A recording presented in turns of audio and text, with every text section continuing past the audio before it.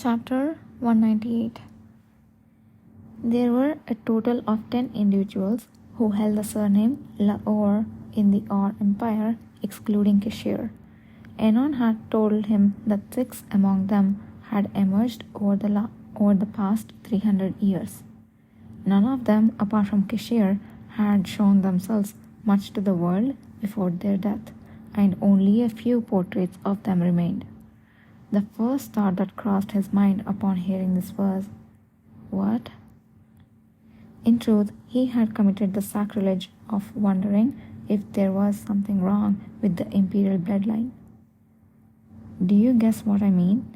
To put it exactly, this is an old problem related to blood. And now, this sacrilegious speculation had become reality, straight from his own mouth. Yidder, how much do you know about the first emperor who founded the Aur Empire?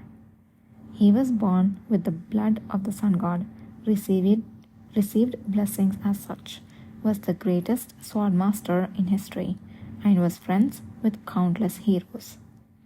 As Yidder began to recite in a low voice the explanation he heard every founding day about the first emperor, Kishir cut him off in the middle. That's right. Everyone knows that story, he interjected. The emperor could use divine power and sword aura, and the empress was a mage. They had 5 children, 4 of whom became the ancestors of the current 4 duke houses. In other words, they all shared the same origin. Kishir continued calmly with his explanation. The imperial family and the 4 duke houses both sprung from the same parents as siblings. Originally didn't intermarry. However, as generations passed, the situation gradually changed. Who first felt the need to break the taboo and extend a hand was now impossible to know. The important thing was that one of the best ways to achieve political objectives then and now was through marriage. Human greed revived the fading bloodline. Then something surprising happened. It was revealed that the likelihood of children displaying strong traits of the superior bloodline, which had been gradually fading, was higher when descendants sharing the blood of the first emperor intermarried. Feeling the need to preserve the constant blood of the god for governance, the imperial family began to continuously marry within the 4 duke houses. What started out of the necessity soon became a tradition, which exerted an influence stronger than law. Even during times of bad relationships between the imperial family and the dukes, the emperor's spouse was always chosen from within the circle. For the duke family, producing the emperor's spouse was also the best way to maintain their power. The duke's family had more freedom to marry other noble families, but they often chose to marry within the 4 duke houses. And the bloodline, having grown excessively pure, began to change gradually as time went by. Desiring the blood of the god even against natural law, we started to breed monsters. And the word monsters casually thrown out, a sarcastic smile appeared at the corners of Kishir's mouth. About 800 years ago, a certain crown prince who was born with excellent abilities died just before his coronation. History records it as a tragic explosion accident that occurred in the imperial mage's office. But in reality, his vessel, unable to withstand his overly inflated abilities, shattered all at once. It was a horrifying death, with his physical body bursting and no remains to be found. The imperial family was taken aback when they discovered the cause not long after, but they agreed that they could not abandon the effort to preserve the blood of God.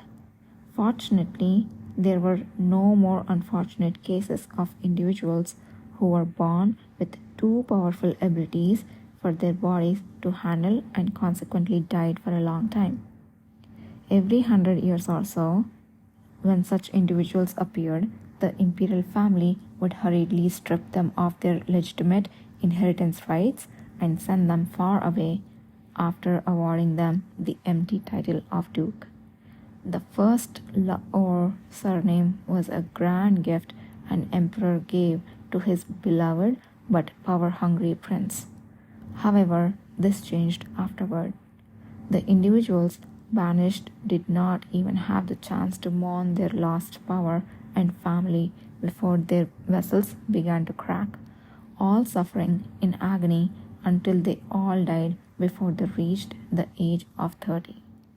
It was a horrifying death. When the life force was drained to its limit and the remaining power in the body exploded once the limit was reached. They must have realized they could not leave them in the palace or anywhere visible, even knowing they were going to die in that manner for safety reasons.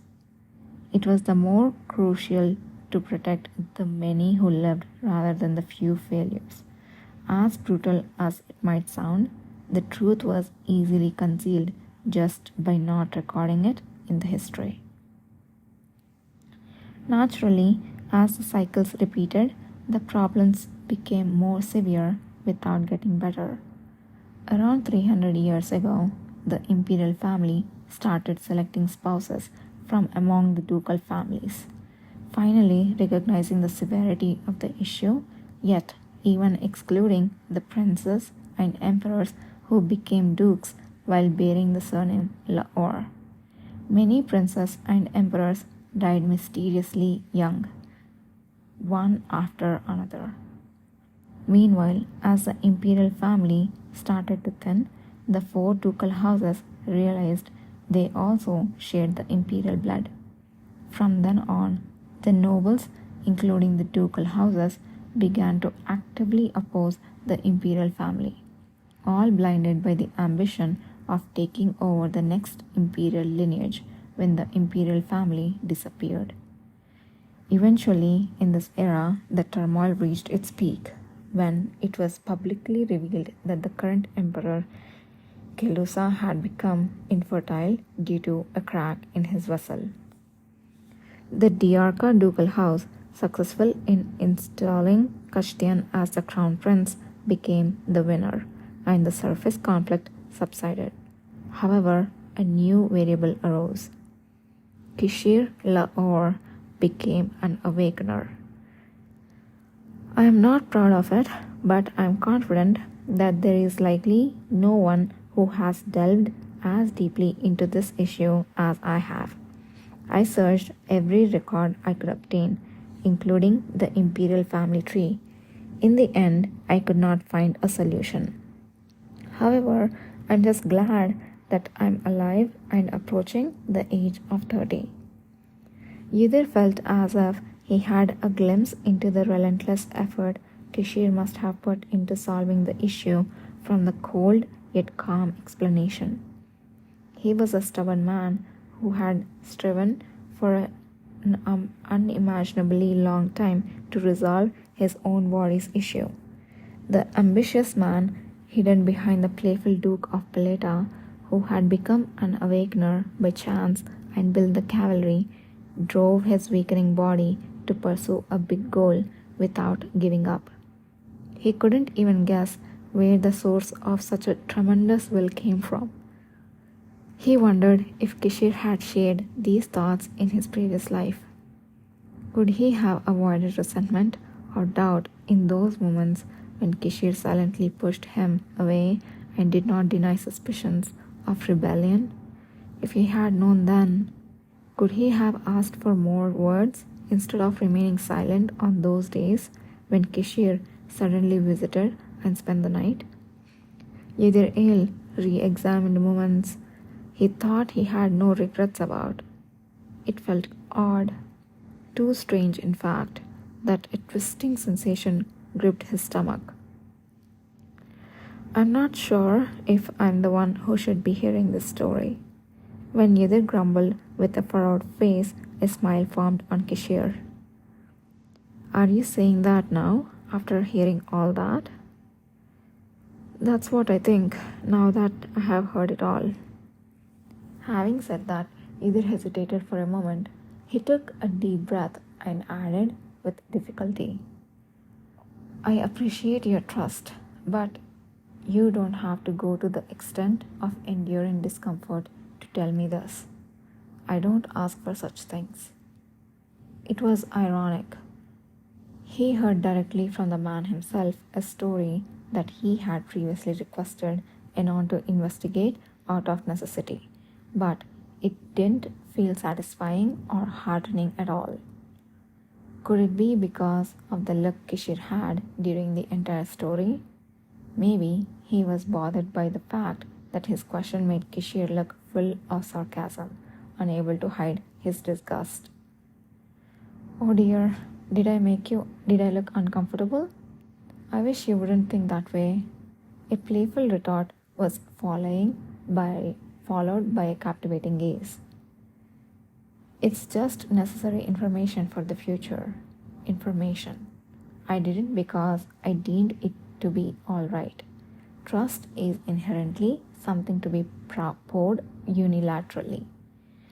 What's an old story when it's about holding on to such a charming existence? Despite the sight of Yidhir's bizarre facial expression, Kishir did not stop speaking.